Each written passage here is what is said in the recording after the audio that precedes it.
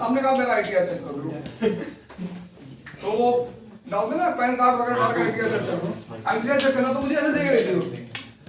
हमने कहा बेटा ये आदत छोड़ दो, ये बहुत घटिया आदत है। इस देश में जो जितना महान है वो उतने सादे कपड़े पहनते हैं, इसलिए हमारे देश में सन्यासी कपड़ों से नहीं जाने जाते। कपड़ा अच्छा होना चाहिए, कपड़ा डिसेंट होना चाहिए। डिसेंट आप अपने हिसाब से लगा लो, कोई बात नहीं, हमारा कोई ये नहीं कि कंट्री में कोई ड्रेस कोड होना चाहिए। जीन्स भी डिसेंट है, टी शर्ट भी डिसेंट है, ऐसा नहीं है। आपको कपड़ा अच्छा पहनना चाहिए। जैसे मैं क्लास में करके देखता ना, यहाँ से जीन्स पहनी है, यहाँ से मतलब रैंड जीन्स पहनते हैं, न्यू जीन्स पहनते हैं, तो हम सोचते हैं कि भिखमंगे हो गया। नहीं नहीं सर, ऐसा ना सर, ये कौन सा फैशन है यार। अभी एक लड़के ने मुझे मैसेज किया, सर हम शराब छोड़ दें। नहीं, कौन बोला? नहीं सब कहते हैं बहुत गंदी चीज, अरे पिया करो जल्दी मर जाओगे। बुढ़ापे तक जिंदा रहोगे, 80 साल तक, 10 साल बेड पे पड़े रहोगे, दुर्गंध हो जाएगी। वो पियो, 40 में मर जाओगे। पहली बात। दूसरी बात, मैं ये बता रहा था कि हमारे देश में एक कॉन्सेप्ट है, शायद तुम लोगों ने सुना हो,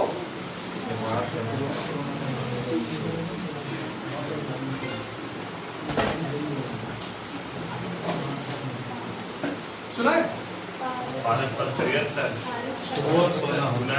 बताओ क्या है? वही ना सब चीज जिसमें वो टच कर, जो छुएगा, जब लोहे को ये छुएगा तो लोहा जो है वो सोना बन जाएगा। ठीक?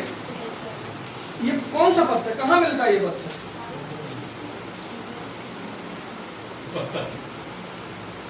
तुम इंटरव्यू दियो जेपीएससी का, बताओ कितना नंबर दिया तुमको यूपी इंटरव्यू में?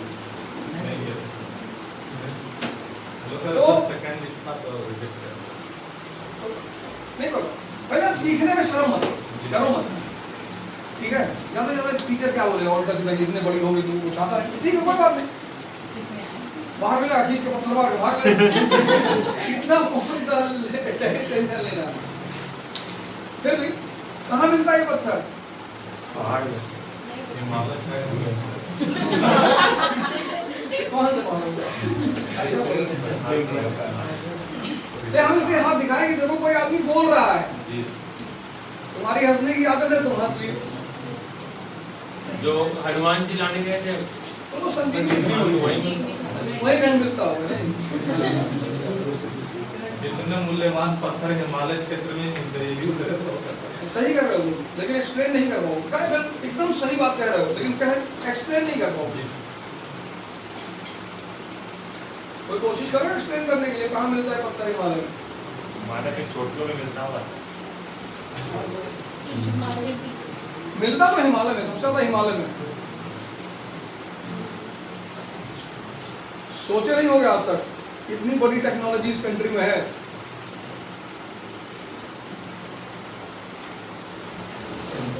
संतों के पास और संत मानस ही है, पत्थर कोई है नहीं। तो जब ये तुम्हारी जिंदगी में आएंगे तो हम लोहा हैं। लोहा मतलब इंद्रियों पे जीना, सेंसेस। ये तुमको स्त्री प्रभावित करती है ना, इस सेंस की वजह से। उसको टच करते हो तो अच्छा लगता है, उसको देखते हो तो अच्छा लगता है, इसीलिए प्रवचन से काम नहीं चलता। जब लोग कहते हैं स्त्री मत देखो, तुम्हें लगता है कि देखते थोड़ा है, निगाह चली जाती है। हमारा जीवन कहाँ से शुरू होता है? सेंसेस से। तो जैसे मान लो तुम्हारी अभी 20 साल की उम्र है, तो 20 साल में तुम्हारी सेंसेस बहुत मजबूत हो चुकी हैं, उन्हें तुम एक दिन में दबा नहीं पाओगी, उन्हें ट्रांसफॉर्म करना है। तो ये पारस तुम्हें क्या देंगे? टेक्नोलॉजी। कौन सी? मेडिटेशन की। तो जब ये तुम्हें टच करेंगे, तुम थे लोहा और तुम ध्यान करने लगे, तो जब अब स्त्री तुम्हें अच्छी लगती है, बहुत अच्छी बात है, पुरुष तुम्हें अच्छा लगता है, बहुत अच्छी बात है, लगेगा ही। इसका मतलब यह है कि तुम एक साधारण अच्छे इंसान हो, नाटकबाज नहीं हो। फिर जब तुम्हारे जीवन में ध्यान बढ़ेगा, ध्यान, अब ध्यान बड़ी शराब है,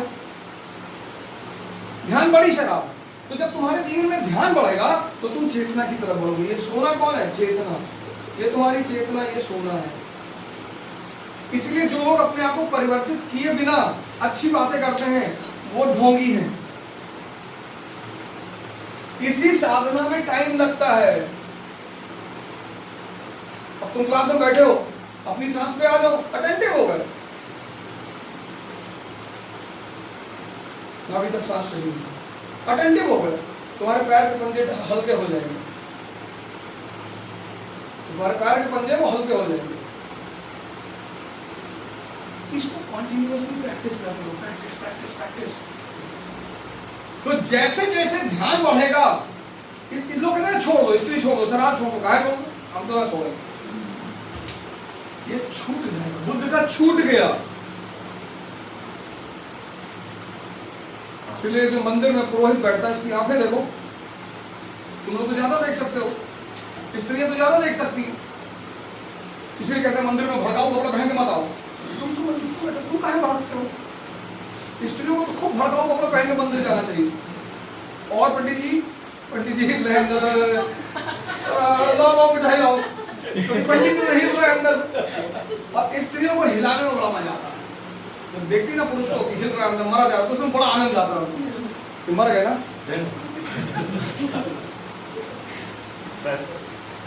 ये जो यही ये एक ये जितना कचरा तुम्हारी जिंदगी का है, ये सब छूट जाएगा और तुम एक दिन अचीवमेंट कितनी ऊंचाई पर पहुंच जाओगे, बस ब्राह्मण हो जाओगे। ब्राह्मण मतलब जो ब्रह्म को जानता है, जाति से कोई ब्राह्मण नहीं, कोई पैदाइशी ब्राह्मण नहीं, कोई पैदाइशी क्षत्रिय नहीं, पैदाइशी कोई कुछ भी नहीं हो। इसलिए इस देश में एक सिद्धांत है, द्विज का सिद्धांत। द्विज पढ़े हो? नहीं, कोई नहीं पढ़ा? एनसीईआरटी तुम पढ़े? द्विज मतलब ना, द्विज मतलब ट्वाइस बॉर्न, एक जन्म तुम्हारी माँ देती है। ये जब तुम सेंसस के बल पे जीते हो। डायबिटीज किसको होती है? जो सेंसस का बड़ा दुरुपयोग करते हैं, इसलिए अमीरों को जल्दी डायबिटीज होती है। डायबिटीज मतलब प्रकृति द्वारा संतुलन। शुगर क्या है? मिठाई नहीं खा सकते, और जिंदगी में सबसे ज्यादा खाने की इच्छा क्या है? मिठाई। अब आईएएस है, डीएम है, शुगर है, वो 500 किलो की बीवी मिठाई खाई जा रही, अपना बैठ के देख रहे। इससे बड़ी कोई सजा है दुनिया में? तुम गौर किए हो? कहते भगवान अमीरों को दंड नहीं देता, ऐसे ऐसे देता है कि जान जाओगे ना तो हंसते हंसते पागल हो जाओगे। किसी रिक्शा वाले को कभी देखे डायबिटीज? पसीना बहता है, शुगर कंट्रोल, कितना मुर्गा खाता है रात में, कितना मटन खाता है। और जिसको डायबिटीज है, कलेक्टर साहब कहते हैं कि a little bit of fish, sir रोटी कितनी? सर बटर लगा दूं? कोलेस्ट्रॉल है। सर 2 अंडे लगा दूं? यूरिक एसिड बढ़ी हुई। अब जब बदतमीज तेरा यूरिक शुगर सब बढ़ा है, तो जिंदा किस लिए है? और इन्हीं चीजों से बनती है क्या? ताकत तुम्हारे शरीर, स्टैमिना जिसको बोलते हैं। इसलिए मोटा होना जरूरी नहीं है। तो एक जन्म तो तुम्हारी मां तुम्हें देती है और दूसरा जन्म तुम्हें देता है गुरु। लेकिन आज चूंकि घंटाल ज्यादा है, गुरु घंटाल, कहीं से पढ़ लिए, कहीं से समझ गए, कहीं से रट लिया। जैसे मैं, मेरा नाम के आगे मैं, अगर तुम्हारे मेरे साथ फेसबुक पे हो तो मैं काफिर लिखता हूँ, काफिर अवध। क्यों लिखा? तो बहुत लोगों ने हमसे पूछा काफिर काहे लिखते हैं? काहे लिखते मतलब नहीं, काफिर मतलब होता है जो मतलब हिंदू है, नहीं। काफिर मतलब संसारी। मैं संसार में जीने वाला आदमी हूँ, मुझे स्त्रियां प्रभावित करती हैं, मुझे शराब करती है, इसलिए लिखता हूँ कि मुझसे दूर रहा करो। ज्यादा करीब आ जाओगे फिर चिल्लाओगे लूट लिया, हमारा पैसा ले लिए, तो दूर रहो थोड़ा सा, मुझसे काम लो और भागो। बहुत दोस्ती मत बनाओ, शराब का फॉर्मूला मिल जाए, तुम्हारा बैंक अकाउंट खाली हो जाएगा। हमसे दूर रहो। मैं काम का आदमी हूँ, बिल्कुल अपना काम निकाल लो, पैसा दे दो, जाओ। एक लड़की ने मुझसे कहा कि आपके लिए पैसे से बड़ा कुछ भी नहीं, कुछ भी नहीं। भावना भाड़ हो गई, you're inhuman। हाँ तो ठीक है, but I am successful। तुम्हारे पापा जब शादी देखने जाएंगे ना, तो तो लड़के की औकात देखेंगे और उसी पे दहेज तय करेंगे। डायलॉगबाजी मत करो, डायलॉगबाजी करो तो गाली खाए शांति से रहो। ऐसे लड़के दहेज क्यों लेते हैं? उसका एक फैक्टर ये भी है, ये लड़कियों के जो अमीर लड़कियों के फादर हैं ये जाकर तिजोरी खोल देते हैं। एक प्रभात सिंह आईएएस बना है तो एमपी के सेक्रेटरी हैं, आए उनको पता था प्रभात मेरा स्टूडेंट उधर पास आए, 2 करोड़ तो आपको दे देंगे, 2 करोड़ कह रहा था, 2 करोड़ आपको दे देंगे तो बस और बढ़िया, अरे 3 दे दिए। लड़का को तो कितना लड़कों को कितना दे रहे हैं? जबकि उनकी लड़की आईआरएस है, खुद की लड़की आईआरएस है 2017 बैच की।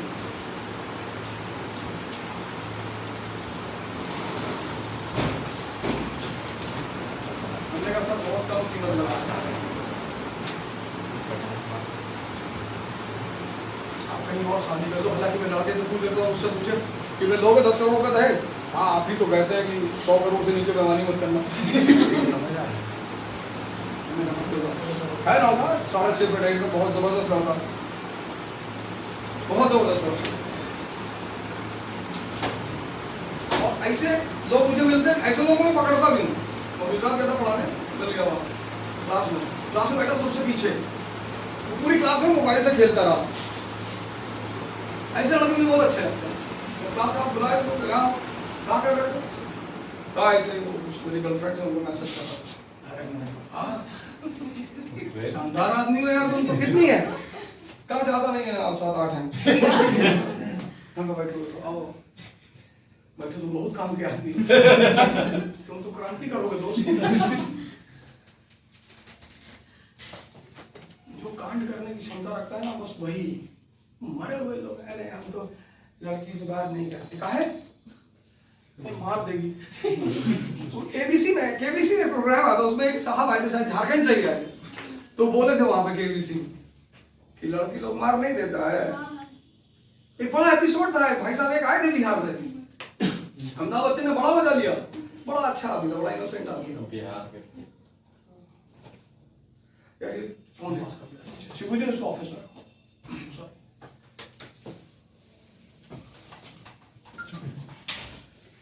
हाँ तुम कुछ पूछ रहे थे, कुछ कह रहे थे? यस बताओ। सर, एक तरफ आप बता रहे हैं ये भोग विलास का जिंदगी त्यागने की बात कर रहे हैं, मेडिटेशन को बढ़ाने की बात कर रहे हैं, सब छोड़ने की बात कर रहे हैं, और दूसरी ओर आप बात कर रहे हैं सर कि ये जो छोड़ देता है ये मरा हुआ इंसान है। तो इनडायरेक्टली सर मतलब क्या सर कहना क्या चाहते हैं? पूरी कर लिए? Yes sir. जब तुम किसी चीज को इसलिए छोड़ते हो क्योंकि तुम डरे हुए हो, मैंने अभी तुमको क्या एग्जांपल दिया, बुद्ध से छूट गया।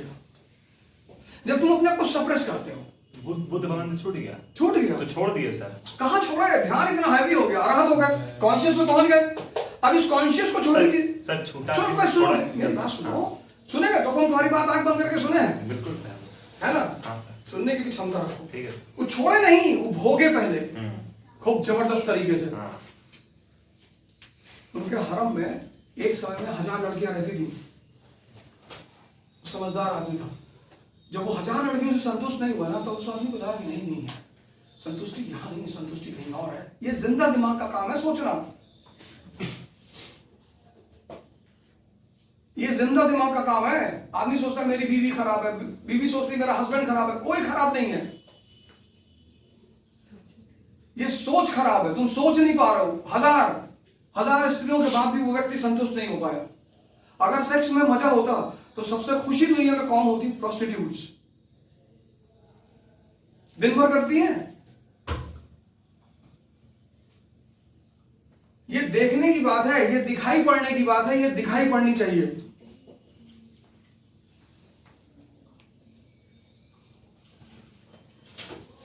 जब तुम्हें बड़ी शराब मिलेगी, जैसे मान लो तुम अभी रॉयल स्टैग पीते हो, 500 रुपए की बोतल आती है, तुम्हें एक हाई शराब मिल गई, जॉनी वॉकर, तो दोनों शराब क्या करेंगी? नशा करेंगी। तुम्हें तो नशा चाहिए ना। लेकिन अगर मान लो तुम्हारी औकात जॉनी वॉकर की हो गई, रेयर एडिशन 15,000 की एक बोतल, तो तुम जॉनी वॉकर पियोगे कि रॉयल स्टैग? जॉनी वॉकर भी हो गए। इसमें जितने लोग सुनकर सैद्धांतिक, उसका मैं विरोध करता हूं। दमन मत करो, दमन करोगे खत्म हो जाओगे। भीख मांगने लगो। इस देश की स्थिति देखो, दमन करने से अच्छा है भोग कर लो, कम से कम मुक्त तो रहोगे। फ्री आज पश्चिम क्या कर रहा है? यही तो कर रहा है। आज पश्चिम इतनी ऊंचाई पे क्यों? लेकिन पश्चिम के पास परिवर्तन का फॉर्मूला नहीं है, हमारे पास ये फॉर्मूला है। येलोस्टोन पार्क चले जाओ यूएस में, बोले आप मिलेगा तुम्हें। इटली चले जाओ, सबसे ज्यादा ब्लू फिल्मों का निर्यात कौन करता है? Export Italy, Netherland. सबसे ज्यादा आयात कौन करता है? हिंदुस्तान, पाकिस्तान। हमारा देश पहले नंबर पर है ब्लू फिल्में देखने में। कितने सिद्धांतिक लोग यहाँ रहते हैं। अभी मैं इस क्लास में पूछूं कितने लोग ब्लू फिल्म देखते हो, तुम नाराज हो जाओगे मुझसे, यार मास्टर बदतमीजी कर रहा है। हमारे हमको छोड़कर कोई हाथ नहीं उठाएगा, हम ही उठाएंगे। किसी को तो जिम्मेदारी लेनी पड़ेगी। आप उठा देंगे, सब उठा देंगे। क्योंकि तुम इतना अंदर, तुम सोचो मेरी बेइज्जती किस बात की? तुम्हारी ताकत, तुम्हारी इज्जत सिर्फ तुम्हारी अचीवमेंट है, बाकी कहीं तुम्हारी कोई इज्जत नहीं।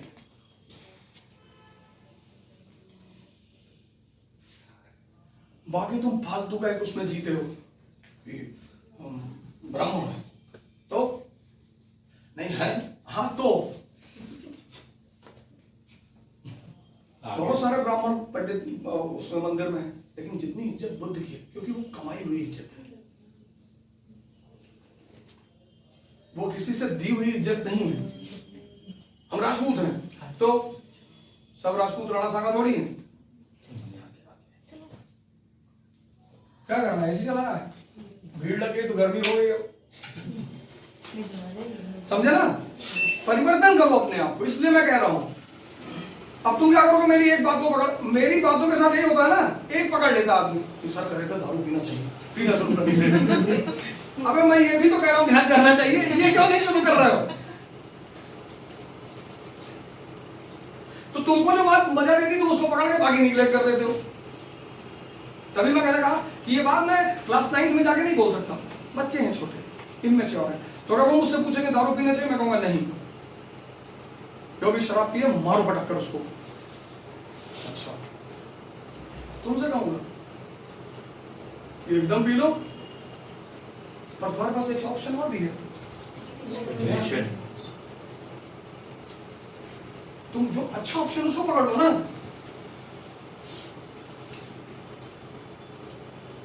ये मैं कह रहा हूं, कोई बात नहीं, सवाल करोगे तो फिर तो तुम्हारा डाउट खत्म होगा। इस बात को लेकर मुझसे बड़ा लोग टेंशन रहते हैं।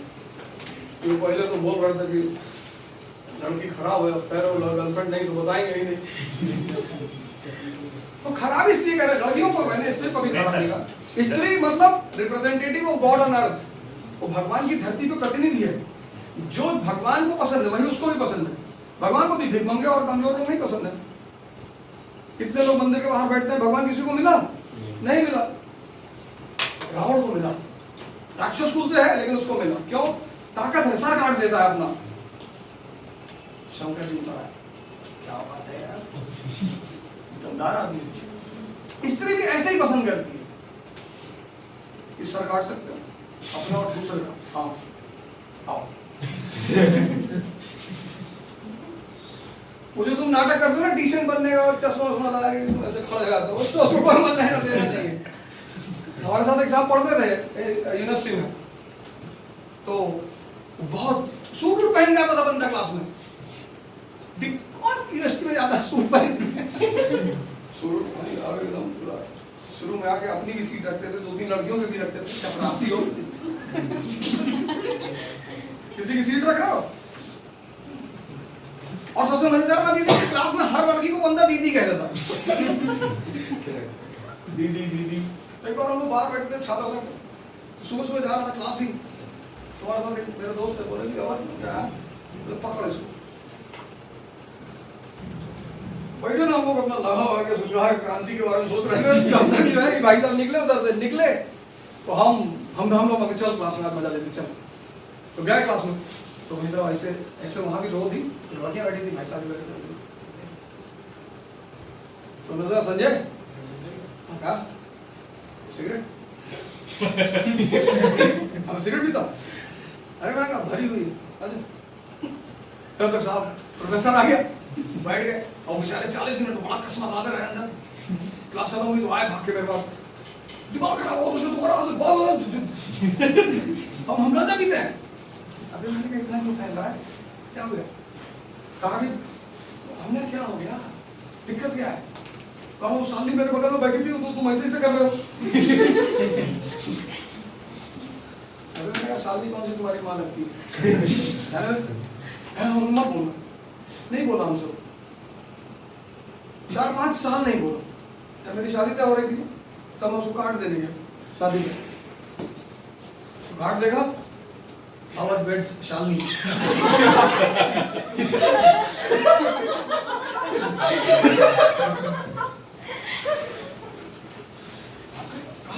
ये क्या हो गया? मतलब तुमको इतना गाली देती थी, तुम्हारे सामने देती थी, तुमसे काम करवाती थी ना, कपड़ा धुलते थे तुम, सिर लेके आते थे, नौकर थे तुम।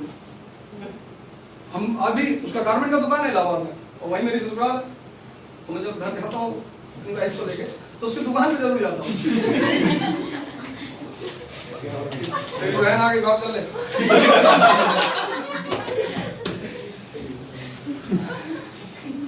मुझे तुम्हारा यही तो मैं पंडित रविशंकर बोलता हूँ, सीखो यार, तुम देश के प्रतिनिधि बनने जा रहे हो आईएएस। तुम बाबू नहीं हो, चपरासी नहीं हो, क्लर्क नहीं हो, तुम्हें हर बात समझ में आनी चाहिए। पर्दे के बाहर की कहानी और पर्दे के अंदर की। जिसको पर्दे के बाहर दिखाई पड़ता है वो आम आदमी है, जिसको पर्दे के अंदर भी दिखाई पड़ता है कि जब राम रावण तुम स्टेज पे दुश्मन है लेकिन पर्दे के पीछे साथ में सिगरेट पीते हैं, नीतीश कुमार, लालू यादव सब दोस्त हैं आपस में। लेकिन आम आदमी क्या करेगा? झगड़ा कर लेगा, मार कर लेगा, हत्या कर देगा एक दूसरे के लिए। राजशाही दुश्मनी में बिलीव नहीं करती, इंटरेस्ट में। तो पहला चैप्टर हेडिंग डालो, ये डायग्राम समझ में आ गया? इस डायग्राम को यहाँ चिपकाना है। यहाँ जितनी भी व्यक्तिगत सवाल हैं सब क्लास के बाद पूछे जाएंगे। मतलब आप क्लास में ही बैठी, जब मैं कहूँ क्लास खत्म हो गई तब आप व्यक्तिगत सवाल करिए। क्लास में सिर्फ मुद्दा उसका रहेगा, जिससे जिसको जाना है वो जाए, तो सबका टाइम नहीं वेस्ट होगा।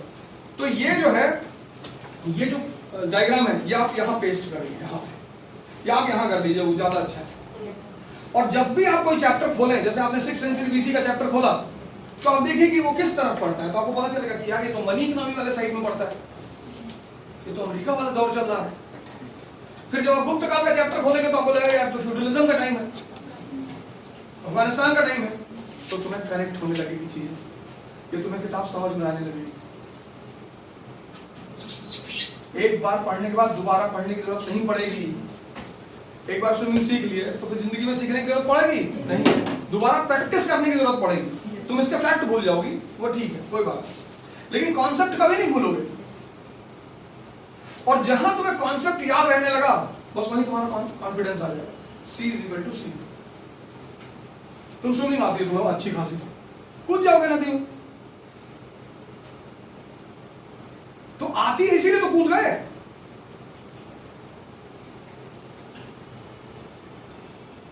और अगर तुम रटोगे तो तुम जिंदगी भर क्या होगा? फैक्ट तो मार दोगे सही, जो कॉन्सेप्ट को वो प्री का क्वेश्चन बनाएंगे ना वो तुम्हारे सारे गलत हो जाएंगे। तुम्हारा जिंदगी में कभी सिलेक्शन नहीं होगा, तुम कभी जान नहीं पाओगे कि मेरा सिलेक्शन क्यों नहीं होगा।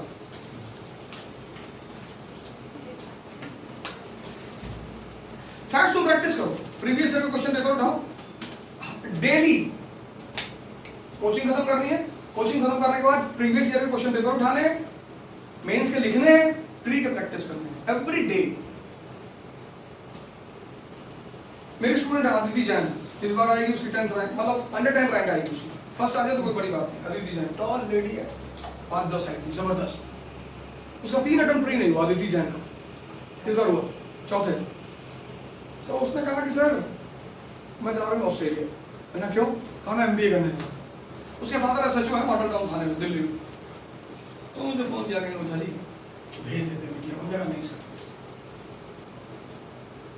बड़ी डेयरिंग टाइप की लड़की, बहुत जबरदस्त हिम्मती टाइप की, गाली वाली देना, सिर बहुत से ऐसे लोग मुझे बड़े क्रांतिकारी लगते कि दमदार। कोई लड़का, हाँ एक बार एक क्लास में लड़का था तो लगातार उसको देखता था, तो बुलाइए एक बार, मुझे इसे डाल के ना निकाल लेंगे। देख लेते हो, बार बार क्या देखते हो यार? सुबह एक बार देख लिया, अब जब भी मैं देखती हूँ तो मुझे देखते रहे तो मैं डिस्टर्ब हो जाती हूँ। मुझे तुम्हारा देखना बुरा नहीं लगता, जो मैं डिस्टर्ब होती हूँ वो बुरा लगता है। देखो देखो, तुम्हारे लिए तो मैं बम सवर के आती हूँ, लेकिन मुझे मत डिस्टर्ब करो। भाई साहब पीछे बैठने लगे उसके बाद। दूसरा पुलन उसका नहीं पुलन देने की मजबूरी थी, तो सिस्टम से निराश थी, उसके लिए जरूरी था वो। ये आदमी विद्रोह कब करता है? जब राष्ट्रीय आंदोलन क्यों चला? क्योंकि राज्य जनता की इच्छाओं की पूर्ति नहीं कर रहा, कल्याण के बारे में नहीं सोच रहा। विद्रोह इसीलिए, जो आतंकवाद तुम देखते हो कि जितने ट्राइबल हैं इस इलाके के बेचारे, क्या मिला इनको? ये माओइज्म तुम देखते हो, नक्सलवाद देखते हो, ट्राइबलों की औरतों को रेप कर दिया एमपी में। कहा ये ट्राइबल की औरतें तो रेप के लिए होती ही, ट्राइबल की औरतें रेप के लिए होती, तब उन्हें स्टेट के खिलाफ हथियार उठाना पड़ा। लोग कह रहे हैं आर्मी लगा के ट्राइबलों को मार डालो, तुमको ना मार डाले, है मार डाले। कोई भी आवाज उठा रहा है तो परेशान है, राज्य का काम क्या है? उसकी परेशानी को सुनना।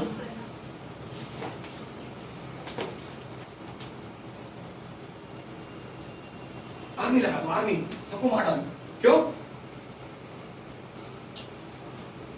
भाई रावण भी बहुत हद तक गलत नहीं है, बाहुबली है, और तुम उसकी बहन का नाक कान काट दी। ताकतवर भाई है ना, भाई की भूमिका ही क्या है जिंदगी में? कि बहन बिंदास होकर पूरे शहर में टहल रही, घर वाला लेके किसी को भी डाल दे, शादी कर ले, नहीं करे, मारा पकड़, क्यों नहीं करे? भैया को बताओ। रॉबिन की हालत डिग्बी से क्यों खराब? पूछता नहीं है कि तुम्हारे भैया जो है माँ पे गए कि बाप पे गए? कि अगर पिता पे गए हो तो तमीज से बात कर। नहीं पूछता तुम्हारे पापा, कहती ना मेरे पापा से चल के मिल लो, तो वो यही पूछती कि मामा तुम्हारे पापा माँ पे गए या भैया पे गए?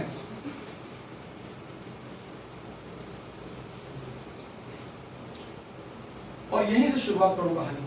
और मैं जाने से पहले चाहता हूं कि जितना भी, हालांकि मैं एशियंट इंडिया खत्म करके जाऊंगा, लेकिन कल से हर आदमी को ये पढ़ के आना है, कम से कम परसों से। आज शिव पूजन साहब दे देंगे, तो परसों से आप पढ़ जाएंगे तो आपको पता चलेगा कि कुछ बदलाव हो रहा है कि नहीं हो रहा, मैं भी कोई बात समझ रहा हूं कि नहीं रहा। पहले हेडिंग डालिए वैदिक पीरियड का।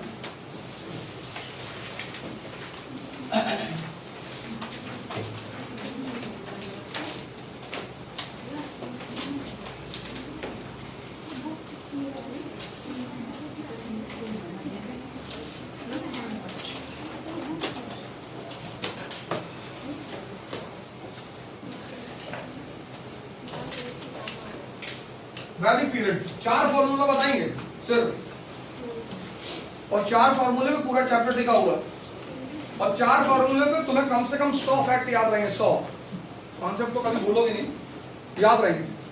लेकिन अब इन चीजों को सीखते हुए चलना है, ये प्रवचन की क्लास नहीं है। टेस्ट दोगे नहीं दे पाओगे तो एक डब्बा ला के यहाँ रख देंगे, पैसा डाल दो जाओ। मेरा मानना है किसी का फायदा तो हो, तुम्हारा नहीं हो रहा है, मेरा तो हो। एक चैप्टर खत्म करेंगे, टेस्ट लेंगे, और जिसके भी 40% से कम नंबर आएंगे वो 500 रुपया उस डिब्बे में डाल के जाएगा। और नहीं तो ऐसे हाथ करके खड़े ना, 2 झापड़ मार लेंगे बस, ऐसे खड़े जाना बस, ऐसे कर, या मारेंगे भैया किसी लड़की से कह देंगे लगा दो, और लड़की को तो घर मारना ही नहीं, वैसे ही रोने लगते। जितना ज्यादा रो दोगे बस छोड़ देंगे, जाओ, पर रोना पड़ेगा, चिल्ला चिल्ला के पापा गलती हो गई। बिना बेइज्जती के नहीं जाने देंगे, क्योंकि राइज करने का सबसे अच्छा तरीका है लोगों की बेइज्जती करो। तो अगर वो जिंदा होगा तो वो बात उसके दिल में जाके लग जाएगी कि तुमको कुछ करके दिखाएंगे। कोई बहुत दलित है लेकिन अम्बेडकर जिंदा आदमी है, उसको फील होता है, दर्द होता है, तो राइज करके। बाकी दलितों ने मान लिया कि भगवान हमारी किस्मत में यही है, तुम्हारे 4 फॉर्मूला। पहला फॉर्मूला, पहली हेडिंग वैदिक इकोनॉमी, यहीं से शुरू करेंगे। कौन सा चैप्टर? चैप्टर, इस किताब में तुम्हें कौन से चैप्टर पढ़ने हैं? चैप्टर 8 और 9। बाकी मैं सब खत्म करूंगा, टेंशन मत लो। लेकिन तुम्हें चैप्टर 8 और 9, चैप्टर 8 क्या है, एडवेंट ऑफ द आर्यंस, और चैप्टर 9 क्या है, लेटर वैदिक पीरियड। इन दोनों चैप्टर को मिला के पढ़ना है, कनेक्ट करके, तभी दोनों क्लियर होगा तुमसे। तो पहली हेडिंग होगी वैदिक इकोनॉमी, फॉर्मूला होगा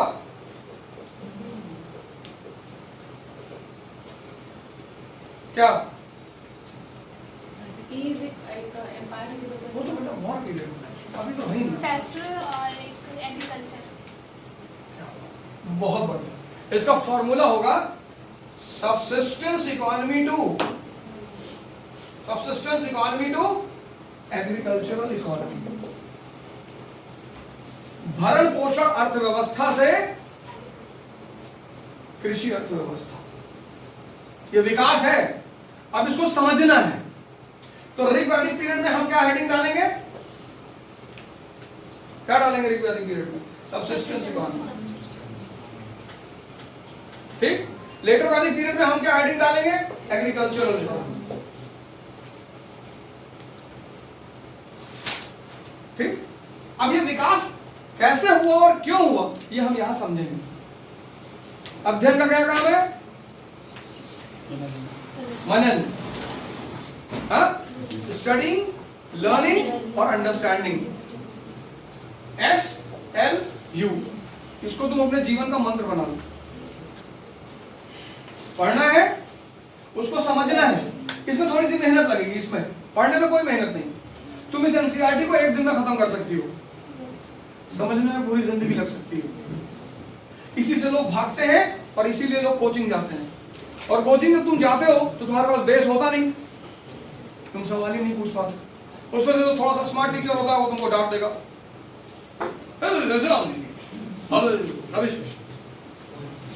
तुमको लगता है कि है यार क्या पूछे।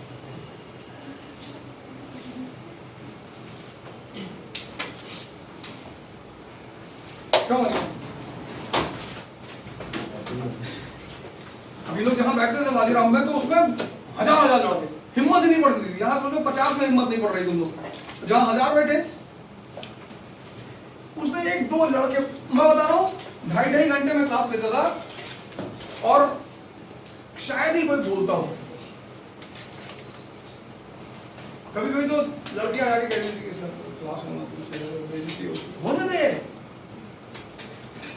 बेइज्जती होना और जलील होना दो अलग अलग बात है। बेइज्जती होना तो उससे तुम्हारा इंट्रोस्पेक्शन होता है।